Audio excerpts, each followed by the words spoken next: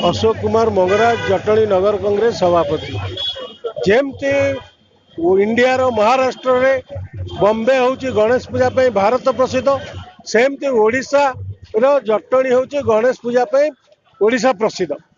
आज प्रभु गजानन जटणी सहर में दीर्घ 11 दिन धरी अवस्थापित थिले पूजा पाउतिले भक्त मान को आशीर्वाद करुले। आज सकाळ 11टा जेहेतु ग्रहण लगी ग्रहण लगे पूर्वर ठाकुर को विसर्जन कर अल्प समय पर प्रभु गजानन प्रशासन रे जाई हमर जो अस्थायी पोखरी रे विसर्जन हेबे।